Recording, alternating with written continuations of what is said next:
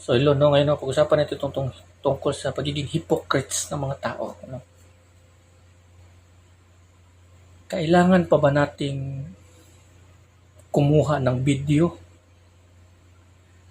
at ipakita sa mga tao ang ating mga mabuting gawa?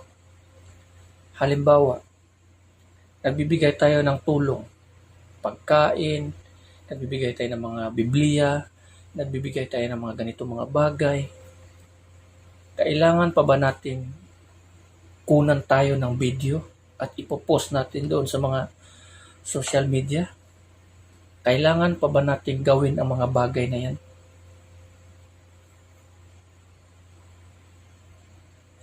Bakit hindi na lang kaya gawin natin ang isang bagay na tahimik? Kung saan ang Diyos lang ang nakakaalam. Kailangan pa ba natin ipakita doon sa mga tao ang ating mga mabuting gawa? For what? Para ba tayo ay purihin? Oo. Yan talaga ang kanilang ginagawa. Yan talaga ang habol. Mga papuri na mula sa tao. Alam nyo naman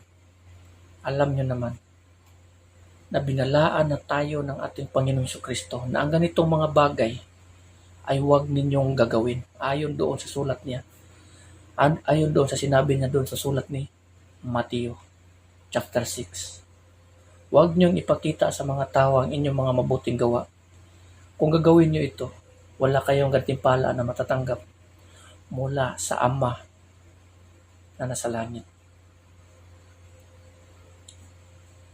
Maraming mga tao, even Christian, nagbibigay ng tulong, nagbibigay ng mga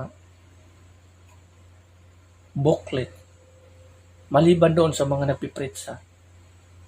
Tapos may mga background pa ng mga music ng mga ganito, ganyan.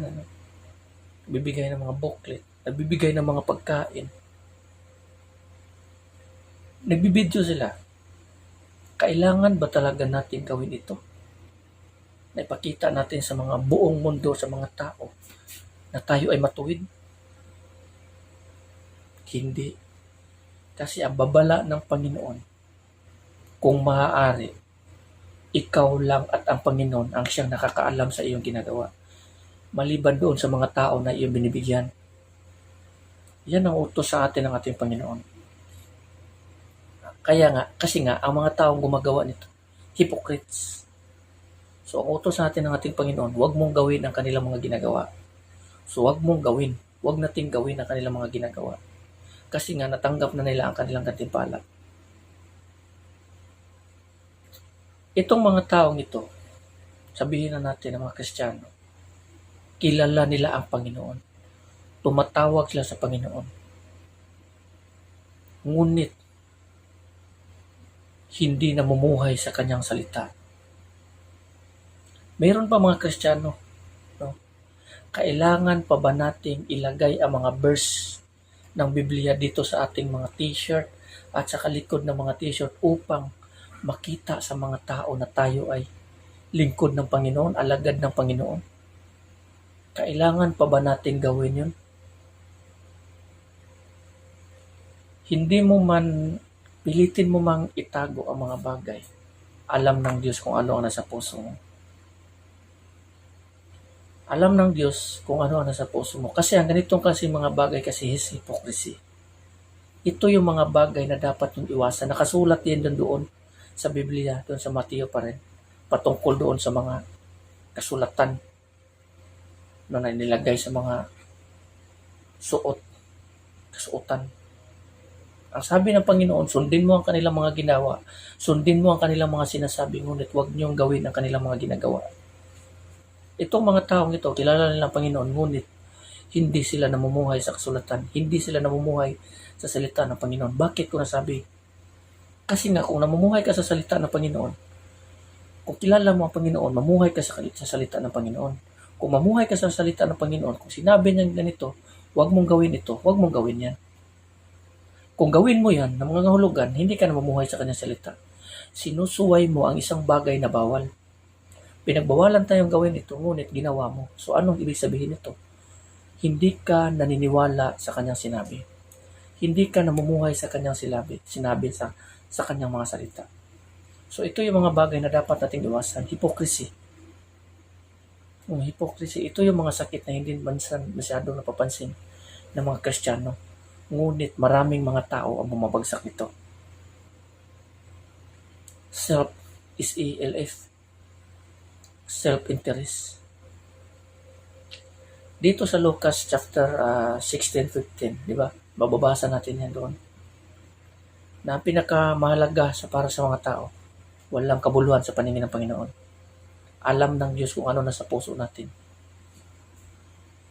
Kung gano'n ang sistema, ipagpatuloy mo pa rin ang inaakala mong langit at kaharian ng Diyos at kaligtasan, impyerno. Kaya nga, di ba, sinabi niya dito sa sulat dito sa Mateo tayo, na imbis yung kaharian ng Diyos inilaan para sa kanila, itinatapon sila doon sa impyerno. Naitapon tuloy sila doon sa impyerno. Bakit? Sa anong paraan? Hypocrisy. Hypocrisy. Yan yung isa pinakamalala na kasalanan na matatanggap or matatamo or magagawa ng isang tao. Pastor, evangelist, missionaries, Christians, nakakilala sa Panginoon. Kung kilala mo siya, sinusunod mo ang kanyang kalooban, mamuhay ka sa kanyang salita. Pero kung nagbibigay ka ng mga ganitong bagay para ipakita sa mga tao na ikaw ay matuwid, hindi ka na mamuhay sa kanyang salita. Kilala mo nga siya, tumatawag ka nga sa kanya, ngunit hindi ka naman namumuhay sa kanyang salita, you are hypocrites. Anong sabi ni Kristo? Not everyone who calls to me, Lord, Lord, shall inherit or shall enter the kingdom of God, but he who does the will of my Father in heaven. So, tumatawag ka sa Panginoon, hindi ka namumuhay sa kanyang salita, you cannot enter the kingdom of heaven. Yan ang sinasabi ng ating Panginoon Kristo. Yan yung mga babala niya sa mga taong Kristiyano. Hindi niya babala yan doon sa mga taong hindi nakakakilala sa kanya. Doon niya babala sa mga taong Kristiyano. Yung mga taong tumatawag, laging tumatawag, nagdarasal, nanalangin, sumasamba, praising God, ngunit ang puso nila malayo. Wala ang Diyos, hindi namumuhay sa kanyang salita, hindi namumuhay sa kanyang mga sinabi, kagustuhan o kalooban. Yan, no? So, intindihin nyo ito, nakasulat dito sa Lucas chapter 16 verse 15 and Matthew chapter 6 verse 1 to 8. Mahalagang verses yan. At yan ay para sa mga Kristiyano. Kung babaliwalain mo ito, ewan ko na lang, no? So, patuloy ka pa rin gumagawa at kinagaya mo yung iba na mga mali-mali naman yung sinusunod o hindi na lang sinusunod kung ano yung mga pinagbabawal ng Panginoon at yung mga hindi pinagbabawal. So, baka pagdating ng panahon, matatapilo ka. At yung pagkatapilo mo, yan yung magpababagsak sa iyo na hindi ka na makakabangon. So, iwasan nyo po ang ganyan. No? So, sinabi ng ating Panginoon Kristo, kailangan, kung inibig natin siya, sundin natin ang kanyang kalooban. Sundin natin ang kanyang sinasabi. Sundin natin ang kanyang salita kung iniibig natin siya. Kasi nga, ang pangako ng Panginoon para sa mga taong umiibig sa kanya, buhay na walang hanggan doon sa kanyang kaharian. Kung nasaan si Kristo, andoon ang kanyang mga followers. No, so, not everyone who calls to the name of the Lord shall enter the kingdom of heaven. So, ito yung pinaka-babantayan natin. No? So, hanggang dito na lang. No? Maraming salamat din. God bless everyone. Amen.